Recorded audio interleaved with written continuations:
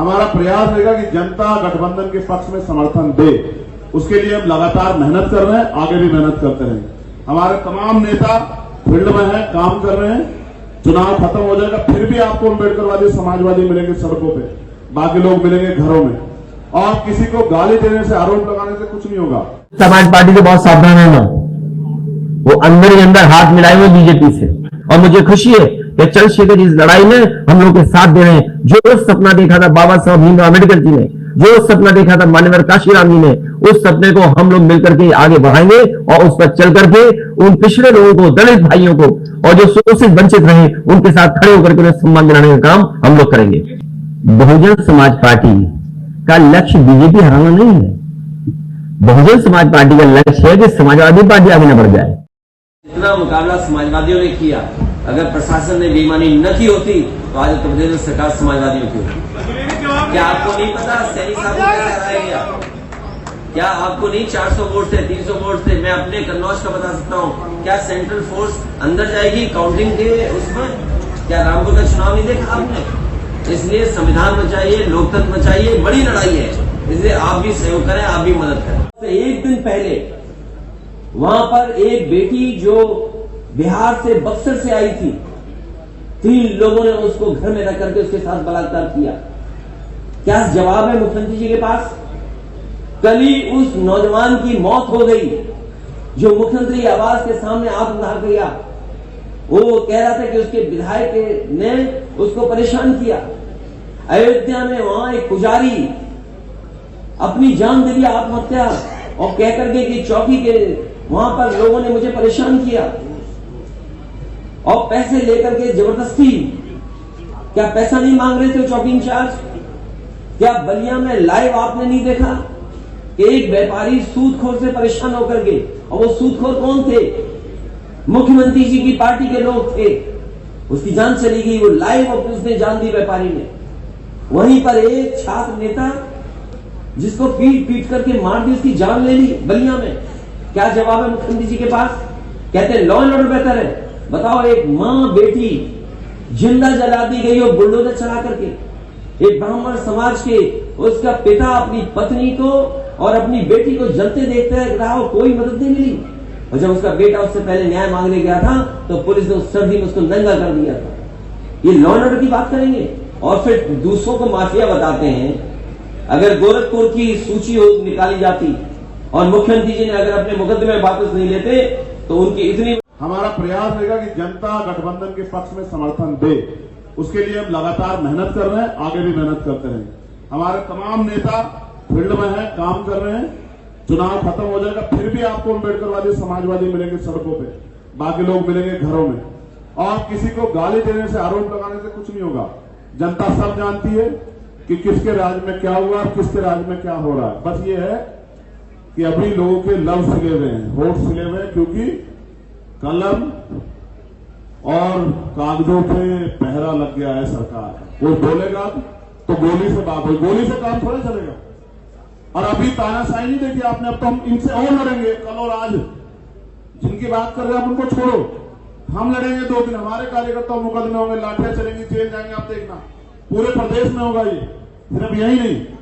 ऐसा रामपुर के चुनाव में भी हुआ। तो हमें लड़ना, आप बस आवाज उठाते रहे, सत्य दिखाते रहे, देखिए क्या परिणाम होते हैं।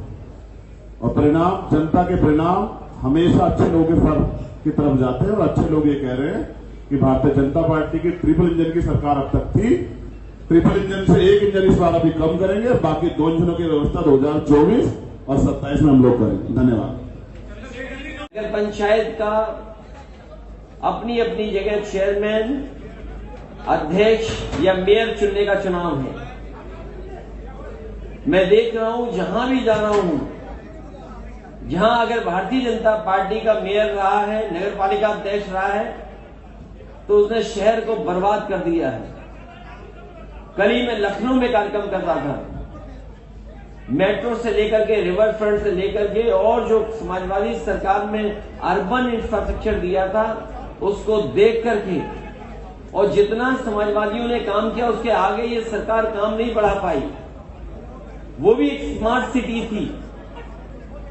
जब लखनऊ राजधानी स्मार्ट सिटी में कोई काम ना हुआ हो उससे पहले मैं गोरखपुर गया था। हमारे मुख्यमंत्री जी यहां भी आए थे, न जाने कौन सी बातें कह के गए। सरकार बनने के बाद उन्होंने कहा था कि गोरखपुर में मेट्रो चलेगी। इस बारिश में भी आइए, आइए पवार साहब आ जाइए। मैं बधाई देता हूं चंद्रशेखर जी को कि जो हमारे साथ जुड़ गए हैं। देनी चाहिए थी, मिलनी चाहिए थी। हमें पीछे मुड़ के देखना है क्या इस सरकार ने वो सुविधाएं दी हैं। ये स्मार्ट सिटी है, केवल नाम के लिए स्मार्ट सिटी है। क्या कूड़ा का निस्तारण ठीक हुआ? क्या नालियां नाले ठीक हो गए? क्या बिजली का इंतजाम जो होना था वो ठीक हुआ? और स्मार्ट सिटी ये भी तय करता है कि वहां पर शिक्षा की व्यवस्था, स्वास्थ्य की व्यवस्था अच्छी होगी। सहारनपुर के लोगों को बताओ आपकी शिक्षा की व्यवस्था कितनी बेहतर हुई। ये वही बीजेपी के लोग हैं जिन्होंने सरकार बनने के बाद कहा कि हम सस्ती शिक्षा दिलवाएंगे। आज शिक्षा का स्तर क्या है और कितनी महंगी है। स्वास्थ्य सेवाएं जहां ठप हैं। मुझे याद है आशु मलिक नेताजी के साथ और बहुत यहाँ के जिम्मेदार और देवबंद के बहुत ही सम्मानित प्रतिष्ठित मौलाना अशरफ मदनी साहब भी थे उस कार्यक्रम में, जिस कार्यक्रम में यहाँ पर मेडिकल कॉलेज दिया गया था। क्या मेडिकल कॉलेज को जो सुविधाएं, जो बजट, जो असिस्टेंट प्रोफेसर, एडिशनल प्रोफेसर होने चाहिए पूरे हो पाए कि नहीं हो पाए? क्या ऑपरेशन हो रहा है, दवाइयां मिल रही हैं? क्या स्मार्ट सिटी का हिस्सा वो नहीं है? लोगों को आने जाने के लिए क्या पब्लिक ट्रांसपोर्ट सिस्टम कुछ सहारनपुर में मिला है कि नहीं मिला है? ये तमाम इन चीजों के चुनाव हैं। लेकिन हमारे मुख्यमंत्री जी क्या कह रहे हैं? वो तारीख देनी चाहिए थी, मिलनी चाहिए थी। हमें पीछे मुड़ के देखना है क्या इस सरकार ने वो सुविधाएं दी हैं। ये स्मार्ट सिटी है, केवल नाम के लिए स्मार्ट सिटी है।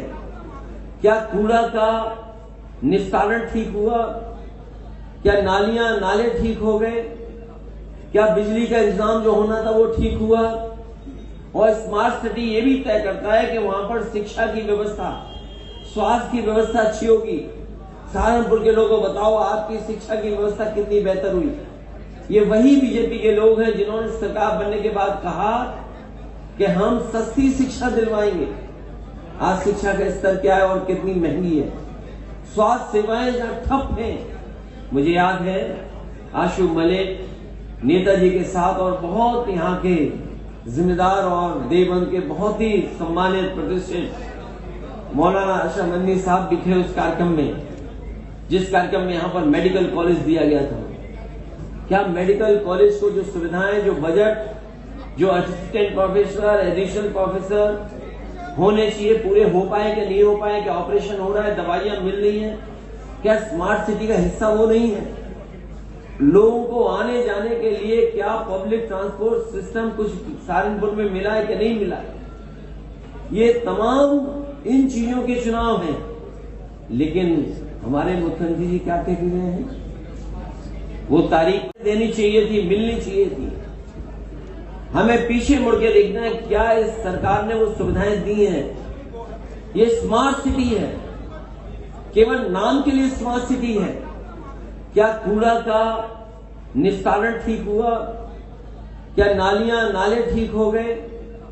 क्या बिजली का इंतजाम जो होना था वो ठीक हुआ? और स्मार्ट सिटी ये भी तय करता है कि वहां पर शिक्षा की व्यवस्था, स्वास्थ्य की व्यवस्था अच्छी होगी। सहारनपुर के लोगों को बताओ आपकी शिक्षा की व्यवस्था कितनी बेहतर हुई। ये वही बीजेपी के लोग हैं जिन्होंने सरकार बनने के बाद कहा कि हम सस्ती शिक्षा दिलवाएंगे। आज शिक्षा का स्तर क्या है और कितनी महंगी है। स्वास्थ्य सेवाएं जहां ठप हैं। मुझे याद है आशु मलिक नेताजी के साथ और बहुत यहाँ के जिम्मेदार और देवबंद के बहुत ही सम्मानित प्रतिष्ठित मौलाना अशरफ मदनी साहब भी थे उस कार्यक्रम में, जिस कार्यक्रम में यहाँ पर मेडिकल कॉलेज दिया गया था। क्या मेडिकल कॉलेज को जो सुविधाएं, जो बजट, जो असिस्टेंट प्रोफेसर, एडिशनल प्रोफेसर होने चाहिए पूरे हो पाए कि नहीं हो पाए? क्या ऑपरेशन हो रहा है, दवाइयां मिल रही हैं? क्या स्मार्ट सिटी का हिस्सा वो नहीं है?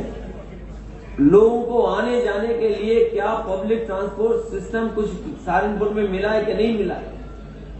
ये तमाम इन चीजों के चुनाव हैं, लेकिन हमारे मुख्यमंत्री जी क्या कह रहे हैं?